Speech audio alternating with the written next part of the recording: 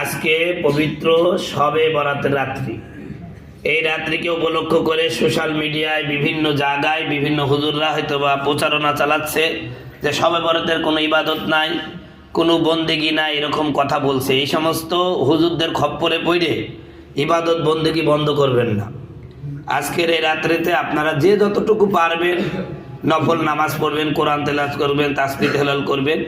কোনো ধরা বান্ধা নাই যে 100 রাকাত নামাজ পড়তে হবে, 50 রাকাত পড়তে হবে, কোরআন খতম করে ফেলতে হবে, এমন না।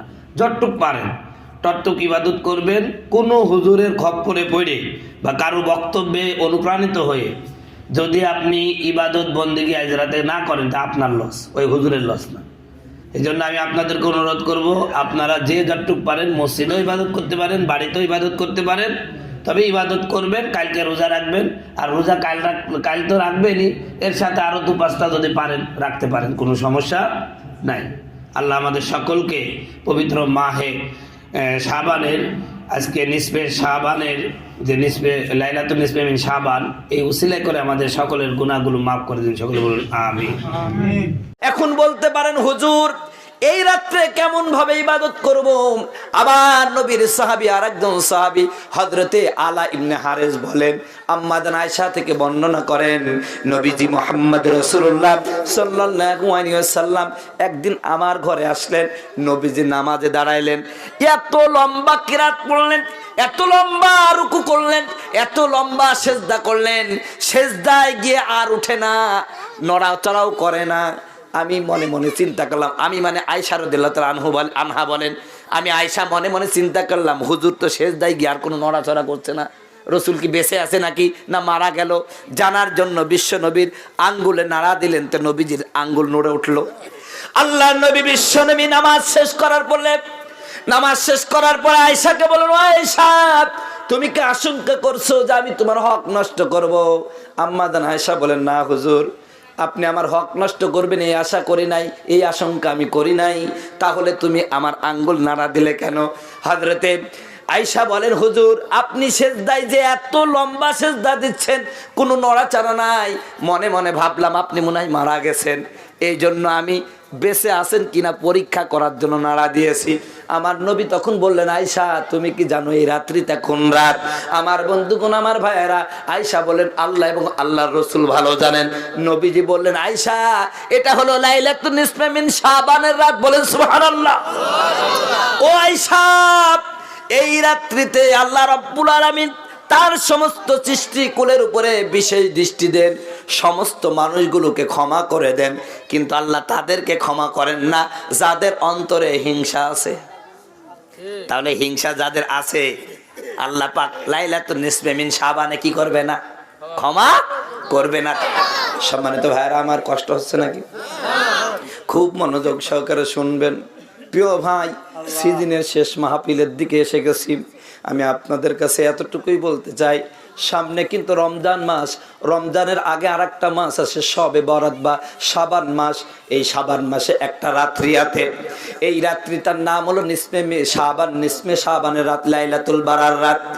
আমার বন্ধুগণ, আমার ভাইয়েরা, লাইলাতুন নিসফে মিন শাবান, এই রাত্রিটা খুব গুরুত্বপূর্ণ রাত। ইবাদত বন্দেগী করবেন, আল্লাহর কাছে সাহায্য কামনা করবেন, জীবনের গুনাহ ক্ষমা চেয়ে আল্লাহর কাছে কাঁদবেন, রব্বুল আলামিন অন্যায় করেছি, যতই অন্যায় করি না কেন, আমার গুনাহ যত বড়, তোমার দয়া তো তার চেয়ে বড়। কথা বলুন ঠিক কিনা? আমি গুনাহগার, তুমি গফুর, তুমি ক্ষমাশীল। আয় আল্লাহ জীবনের গুনাহগুলো মাফ করে দেন। আমার বন্ধুগণ, আমার ভাইয়ারা, এইভাবে করে লাইলাতুন নিসফে শাবানে গভীর রাত্রে উঠে উঠে আল্লাহর কাছে দোয়া করবেন, নিজের গুনাহগুলো ক্ষমা চাইবেন। বন্ধুগণ, আমার ভাইয়ারা আমার, খুব মনোযোগ সহকারে শুনবেন। আজকে এক শ্রেণীর হুজুর বাড়াইছে, কয় লাইলাতুন নিসফে মিন শাবান বলতে কিছু নাই। কথা বলুন ঠিক কিনা? এই কোয়ালিটির লোক, ওরা নিজেরাও আমল করবে না, অপরকে আমল করতেও দেবে না।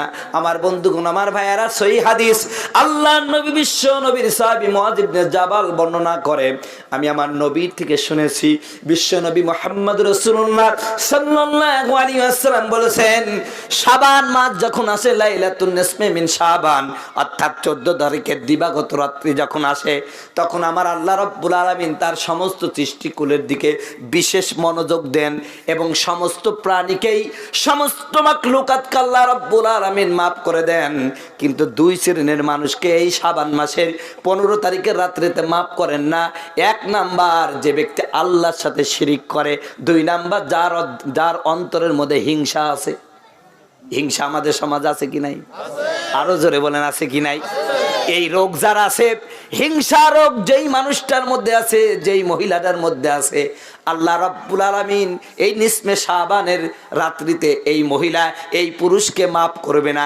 আর যে ব্যক্তি আল্লাহর সাথে শরীক করে তারও মাফ করবে না। কথা বলুন ঠিক কিনা? এই হাদিসটা সম্পর্কে সমস্ত উলামায়ে কেরাম একমত। হাদিসটা সহিহ ইবনে হিব্বানের মধ্যে হাদিস কানা উল্লেখ করা আছে। এখন বলতে পারেন, হুজুর এই রাত্রে কেমন ভাবে ইবাদত করব? আবার নবীর সাহাবী আরেকজন সাহাবী হযরতে আলা ইবনে হারিস বলেন, আম্মা জান আয়েশা থেকে বর্ণনা করেন, নবীজি মুহাম্মদ রাসূলুল্লাহ সাল্লাল্লাহু আলাইহি ওয়াসাল্লাম একদিন আমার ঘরে আসলেন। নবীজি নামাজে দাঁড়াইলেন, এত লম্বা কিরাত পড়লেন, এত লম্বা রুকু করলেন, এত লম্বা সেজদা করলেন, সেজদায় গিয়ে আর উঠে না, নড়াচড়াও করে না। আমি মনে মনে চিন্তা করলাম, আমি মানে আয়েশা রাদিয়াল্লাহু তাআলা আনহা বলেন, আমি আয়েশা মনে মনে চিন্তা করলাম, হুজুর তো সেজদায় গিয়ে আর কোনো নড়াচড়া করছে না, রসুল কি বেঁচে আছে নাকি না মারা গেল? জানার জন্য বিশ্ব নবীর আঙ্গুলে নাড়া দিলেন, তো নবীজির আঙ্গুল নড়ে উঠলো। আল্লাহ নবী বিশ্ব নবী নামাজ শেষ করার পর আয়েশাকে বললেন, আয়েশা তুমি কি আশঙ্কা করছো যে আমি তোমার হক নষ্ট করব? আম্মা জান আয়েশা বলেন, না হুজুর, আপনি আমার হক নষ্ট করবেন এই আশা করি নাই, এই আশঙ্কা আমি করি নাই। তাহলে তুমি আমার আঙ্গুল নাড়া দিলে কেন? হযরতে আয়েশা বলেন, হুজুর আপনি সেজদায় যে এত লম্বা সেজদা দিচ্ছেন, কোনো নড়াচড়া নাই, মনে মনে ভাবলাম আপনি মনে হয় মারা গেছেন, এই জন্য আমি বেঁচে আছেন কিনা পরীক্ষা করার জন্য নাড়া দিয়েছি। আমার নবী তখন বললেন, আয়েশা তুমি কি জানো এই রাত্রিটা কোন রাত? আমার বন্ধুগণ, আমার ভাইয়েরা, আয়েশা বলেন, আল্লাহ এবং আল্লাহর রাসূল ভালো জানেন। নবীজি বললেন, আয়েশা এটা হলো লাইলাতুন নিসফে মিন শাবানের রাত। বলেন সুবহানাল্লাহ। ও আয়েশা, এই রাত্রিতে আল্লাহ রাব্বুল আলামিন তার সমস্ত সৃষ্টিকুলের উপরে বিশেষ দৃষ্টি দেন, সমস্ত মানুষগুলোকে ক্ষমা করে দেন, কিন্তু আল্লাহ তাদেরকে ক্ষমা করেন না যাদের অন্তরে হিংসা আছে। তাহলে হিংসা যাদের আছে, আল্লাহ পাক লাইলাতুন নিসফে মিন শাবানে কি করবে না? ক্ষমা করবে না। তাহলে এই রোগটা আমরা দূর করতে পারবো কিনা?